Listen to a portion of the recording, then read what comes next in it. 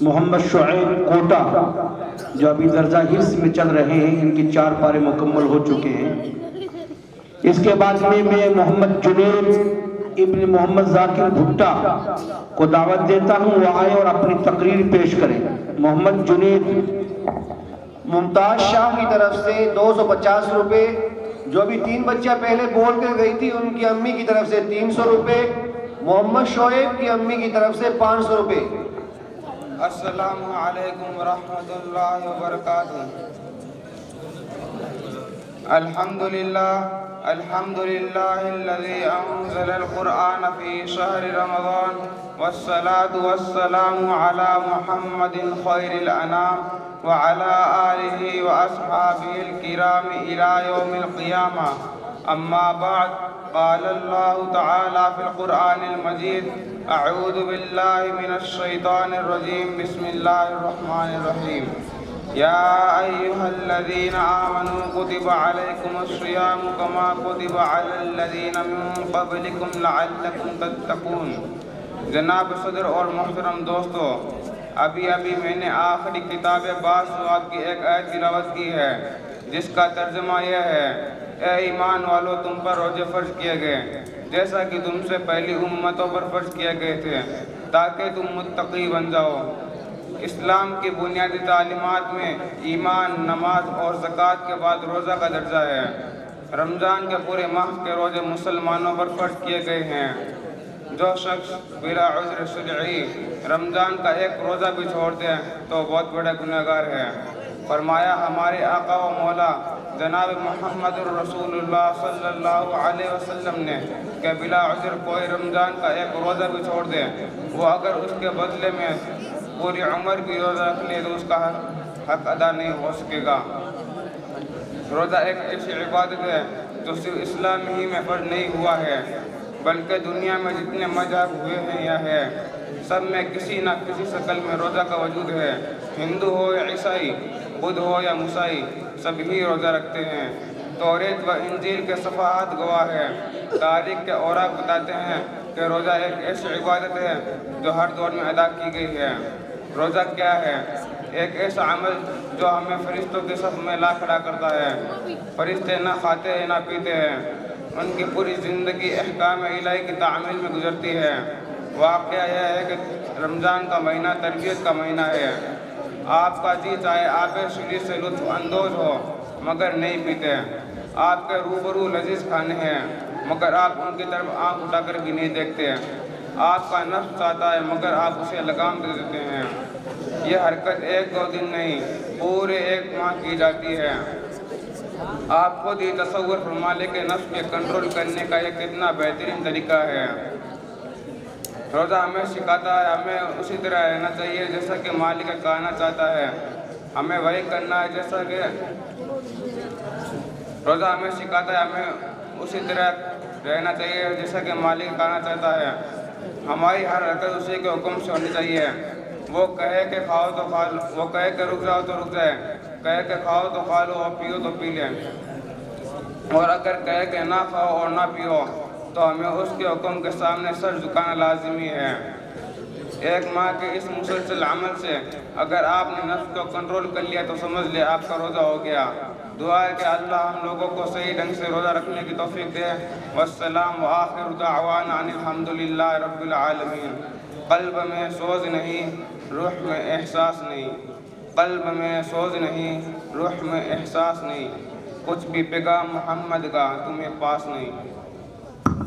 ماشاءاللہ، یہ تھے محمد جنید بن محمد ذاکر جو روزے کے تعلق سے اپنی تقریر فرما رہے تھے۔ اس بچے نے بھی اس سال 13 پارے حفظ مکمل کر لی، اللہ پورا کرنے کی توفیق نصیب فرمائے۔ اس کے بعد میں تقریر کے لیے محمد حامد کو دعوت دیتا ہوں، وہ آئے اور اپنی تقریر پیش کریں۔ محمد حامد۔ محمد ذاکر بھٹا کی طرف سے 500 روپے، جنید کی امی کی طرف سے 500 روپے، عبداللہ بساتی کی طرف سے 50 روپے۔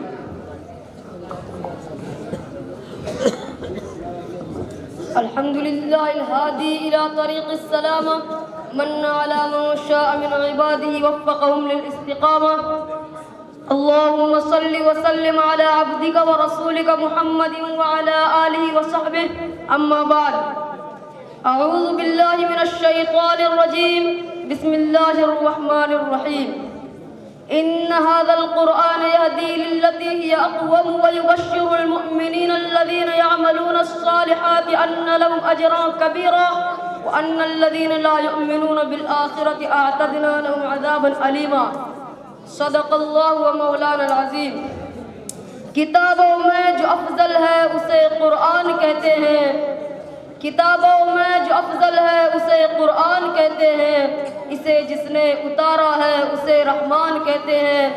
سجا لے اپنے سینے میں جو اس کے 30 پاروں کو، سجا لے اپنے سینے میں جو اس کے 30 پاروں کو، زمانے بھر میں اس کو حافظ قرآن کہتے ہیں.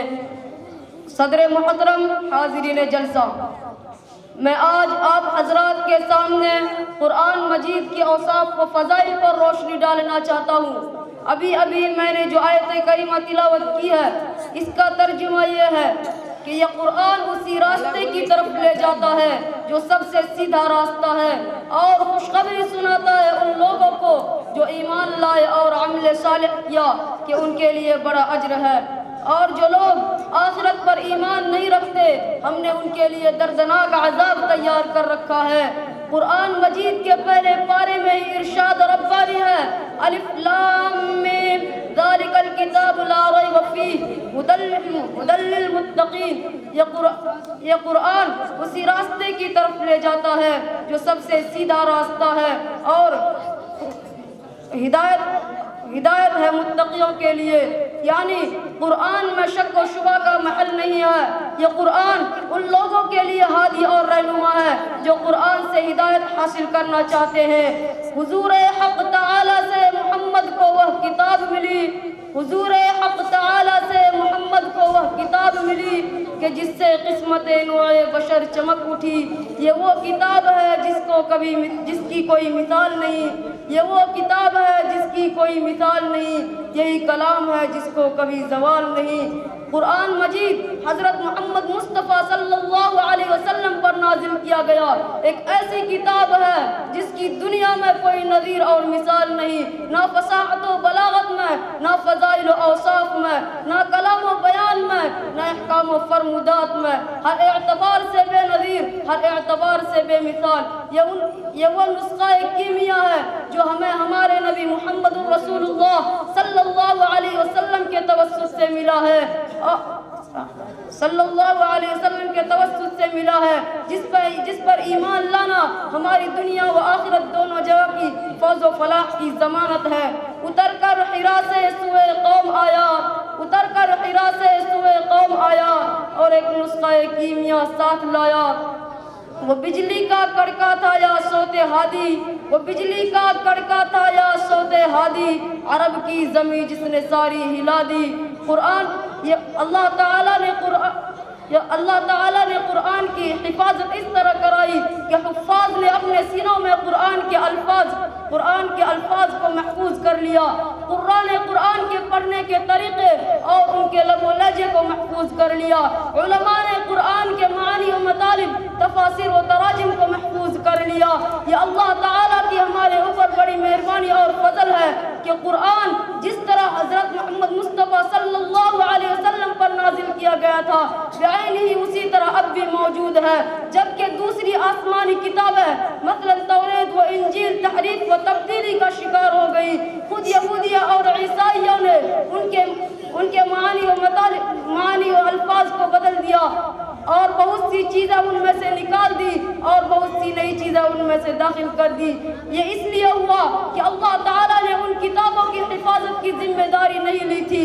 وہ کتابیں ہمیشہ کے لیے نہیں تھے، ان کے احکام قیامت تک کے لیے نہیں تھے. اس کے برخلاف قرآن مجید سرے و تحریف و تغیر کی گنجائش نہیں ہے. اس میں قرآن مجید